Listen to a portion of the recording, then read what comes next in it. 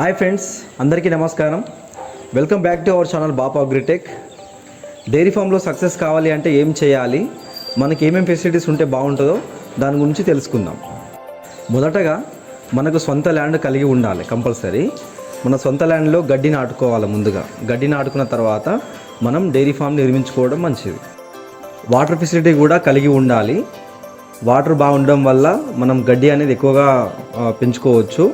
తర్వాత dairy farm అనేది నిర్మించుకున్న తర్వాత మనం ఆవులైనా గేదెలైనా తీసుకున్న తర్వాత ఏం జరుగుతుంది, వాటిని మెయింటైన్ చేయడం ఎలా అంటే చాప్ కటర్ అనేది కంపల్సరీగా ఉండాలి. చాప్ కటర్ ఉండడం వల్ల ఏంటంటే గడ్డి అనేది వేస్టేజ్ అనేది జరగదు అన్నట్టు. ఇలా అయిపోయిన తర్వాత నెక్స్ట్ మనం పాలు తీస్తాము, ప్లస్ దానా ఇవన్నీ చేస్తాం కదా. ఇందులో ముఖ్యంగా ఆవులకు కాల్షియం మినరల్ మిక్చర్ అనేది చాలా అవసరం. ఎందుకు అంటే ఈ కాల్షియం మినరల్ మిక్చర్ ఉండడం వల్ల ఆవులైనా గేదెలైనా సమయానికి ఎదకొస్తాయి, పాలు కూడా బాగిస్తాయి. అదేవిధంగా పాలలో వెన్న శాతము, ఎస్ఎన్ఎఫ్, వాటర్ పర్సెంట్ అనేటువంటివి కూడా అన్నీ మంచిగా వస్తాయి అన్నట్టు.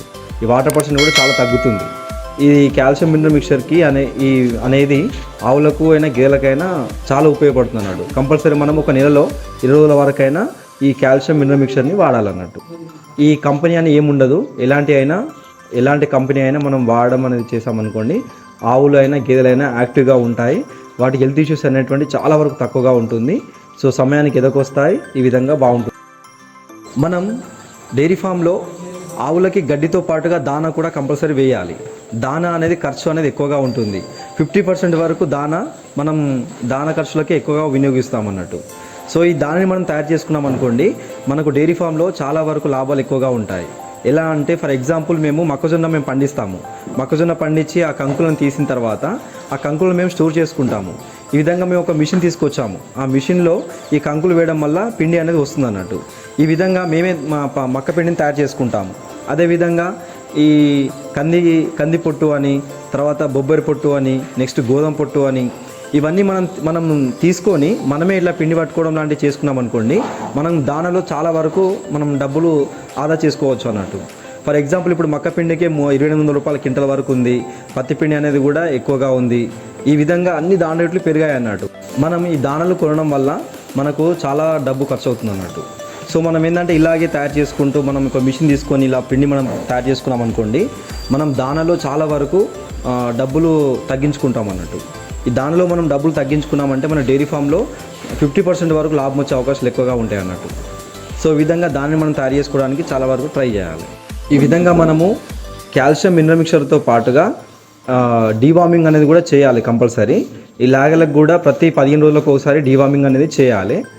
ఇలా చేయడం వల్ల ఏంటంటే లాగలకు ఇట్లా పొట్టలు రాకుండా మంచి యాక్టివ్గా పెద్దగా పెరుగుతాయి అన్నట్టు. ఇది మనకు చాలా అవసరం. ఈ విధంగా మనం లాగల్ని మనమే పెంచుకోవాలి. ఎలా అంటే మనం కరెక్ట్ టైంకి 15 డేస్కి ఒకసారి డీవార్మింగ్ చేసుకుంటూ లాగలకు పాలు కూడా ఎక్కువగా వదిలిపెట్టాలి. ఈ విధంగా మనం లాగల్ని పెంచుకున్నాం అనుకోండి, మన దగ్గర నుండి పెరిగిన లాగలు చాలా బలంగా యాక్టివ్గా ఉంటాయి. ఇవే తర్వాత ఆవులైనా అనుకోండి, మినిమం ₹1,00,000 పైనే మనకు రేటు పోయే పరిస్థితి ఉంటుంది అన్నట్టు.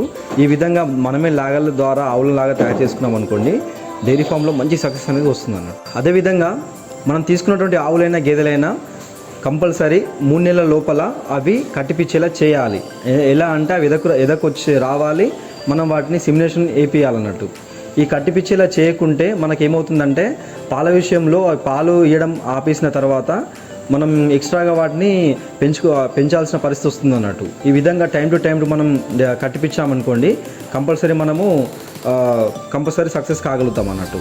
సో దీనిలో సిమినేషన్ అనేది వేస్తాం మనం. సిమినేషన్ అనేది వేయడం అనేది ఏంటంటే ఇది 50% ఆప్షన్ లాగా ఉంటుందన్నట్టు.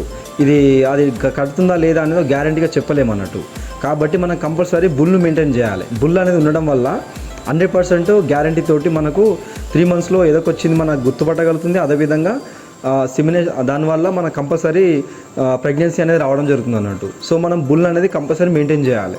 ఓవరాల్గా సింపుల్గా చెప్పాలంటే మనకు సొంత ల్యాండ్ కలిగి ఉండాలి, వాటర్ ఫెసిలిటీ కూడా కలిగి ఉండాలి. ఒక 4-5 రకాల గడ్డి అనేది మనం నాటుకోవాలి. ఒకటే రకం గడ్డి ఉంటే ఊక మేయడం వల్ల ఆవులకు కూడా అయినా గేలకైనా ఇంట్రెస్ట్ అనేది ఉండదు అన్నట్టు. కాబట్టి 4-5 రకాలు ఉంటే అవి మేయడానికి చాలా ఇంట్రెస్ట్ ఉంటుంది అన్నట్టు. ఈ విధంగా ఉన్న తర్వాత మనం షెడ్డు నిర్మించుకోవాలి. ఈ షెడ్డు నిర్మాణంలో మనం కట్టుకున్నటువంటి దోన్లు హౌస్లు అంటారు కదా, ఆ గడ్డి తినే దగ్గర పక్కకి వాటర్ ట్యాంక్ ఉండేలా చూసుకున్నాం అనుకోండి, మనకు చాలా వరకు పని అనేది సేఫ్ అవుతుంది అన్నట్టు. వర్కర్స్ని యొక్క పని అనేది తగ్గించుకుని మనం చేసుకునే పరిస్థితి ఉంటుంది అన్నట్టు. అదేవిధంగా చాఫ్ కటర్ అనేది కంపల్సరీ ఉండాలి. చాఫ్ కటర్ ఎందుకు అంటే మనం కోసినటువంటి గడ్డి వేస్ట్ కాకుండా మంచిగా చిప్స్ లాగా చేసి మనకు గడ్డిని ఆదా చేస్తుంది అన్నట్టు. ఈ విధంగా మనం గడ్డి వేసేజ్ అనేది జరగదు చాఫ్ కటర్ వల్ల. దీని తర్వాత మనకు దానా అనేది మనమే తయారు చేసుకోవడం స్టార్ట్ చేస్తామనుకోండి, చాలా వరకు ఖర్చు తగ్గించుకోగలుగుతాము. అదేవిధంగా కాల్షియం మినరల్ మిక్చర్ని కూడా వాడడం ఎలా అంటే ఒక నెలలో ఒక 20 రోజుల వరకు వాడడం వల్ల ఆవులు అయినా గేదెలైనా యాక్టివ్గా ఉంటాయి, ఎలాంటి హెల్త్ ఇష్యూస్ రావు. అదేవిధంగా సమయానికి ఎదకొస్తాయి అన్నట్టు. ఈ విధంగా మనం వాటిని బాగా చూసుకోవచ్చు. ఆ తర్వాత నెక్స్ట్ ఈ దానా ఇవి రెండు అయిపోయిన తర్వాత నెక్స్ట్ బుల్ అనేది మెయింటైన్ చేయాలి. బుల్ మెయింటైన్ చేయడం వల్ల టైం టు టైం మనకు ఆవులైనటువంటి కట్టడం జరుగుతుంది. అవి ఎదకొచ్చిన లక్షణాలను కూడా కనిపెట్టడం జరుగుతుంది అన్నట్టు. ఈ విధంగా బుల్ని కూడా మనం మెయింటైన్ చేయాలి. ఇలా మెయింటైన్ చేసిన తర్వాత ఈ యొక్క ఆవు పాలైనా గేదె పాలైనా మనం మార్కెటింగ్ అనేది మనమే చేసుకున్నాం అనుకోండి, చాలా లాభం ఉంటుంది అన్నట్టు. మనం కామన్గా సెంటర్లో డైరీలో పోస్తుంటాం కదా, వాళ్ళు మనకు తక్కువ రేటు కట్టిస్తారు అన్నట్టు. మనమే సొంతంగా మార్కెటింగ్ చేసుకునే ప్లాన్ చేసామనుకోండి, ఇంకా డైరీ ఫామ్లో చాలా వరకు లాభాలు చూడగలుగుతాం అన్నట్టు. సో ఈ విధంగా మేము ఒక 5-6 సంవత్సరాల నుంచి డైరీ నడుపుతున్నాము. నాకు అనిపించిన విషయాలను మీకు పంచుకోవాలని చెప్పాను. నాకు అనిపించిన అనుభవాలు మీకు చెప్తున్నాను.